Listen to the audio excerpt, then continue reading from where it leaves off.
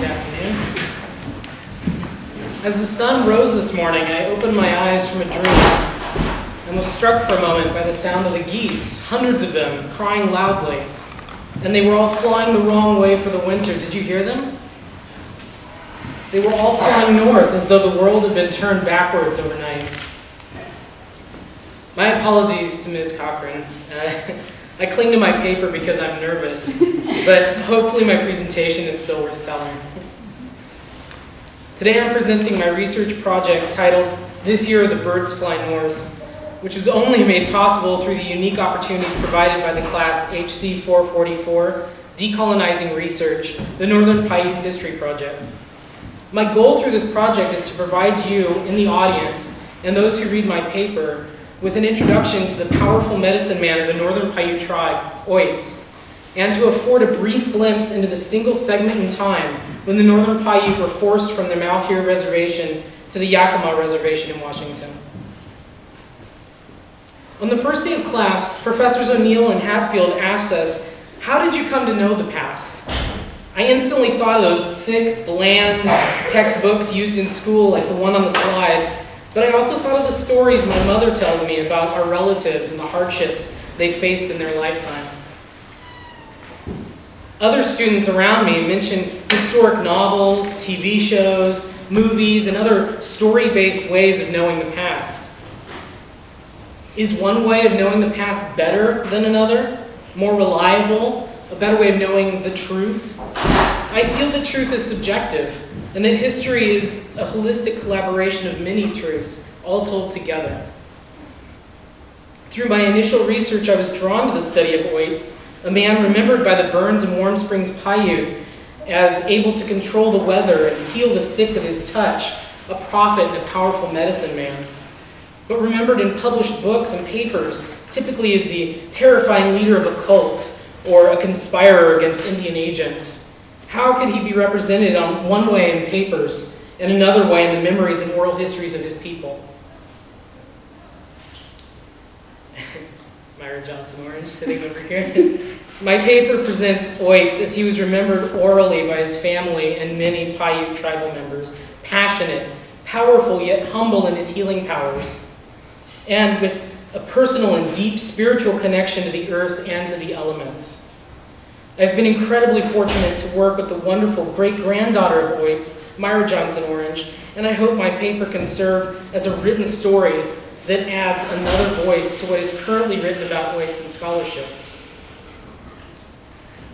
I wanted to talk briefly about the research trip our class took to the Warm Springs Reservation. The experience was incredibly important to me and to my fellow classmates. The sublime beauty of the land, the oral histories and the face-to-face interactions with tribal members made the research real, living, something that was a vibrant experience, something that can never be obtained from one of those textbooks.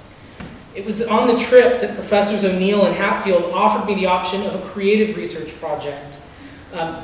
Because of my love of literature and poetry and storytelling, I feel that a research-based creative nonfiction story is the perfect platform for presenting the power of Oits and the trauma of the forced removal to Yakima, because the reader could experience the emotional human side of the events and the difficulty Oits would have had in his role as spiritual and physical leader of the Paiutes through this journey. To allow Oits' actions to stand out, I needed to present a contrasting character to oppose him.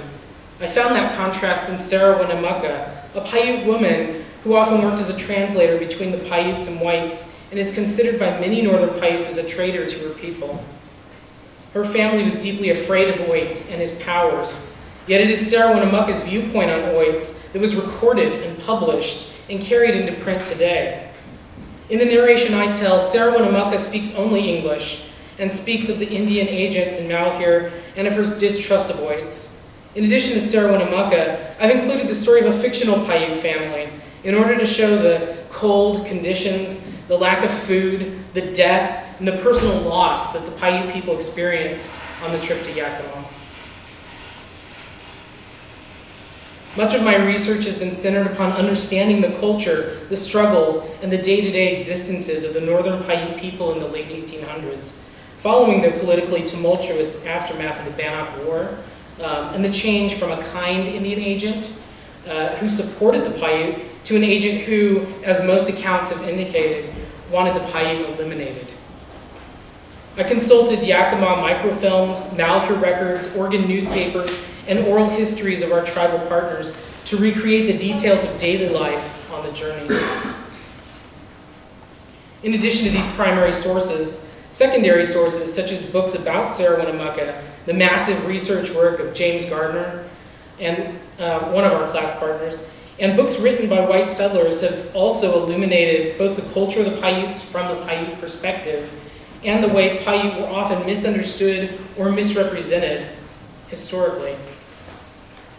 This map shows the distance of what was essentially a death march that the Northern Paiute took, walking knee-deep in snow from their large reservation in Malheur to Yakima in January 1879. This one-month death march is the brief span of history where my narrative of Oit's Sarah Winnemucca and a fictional Paiute family takes place.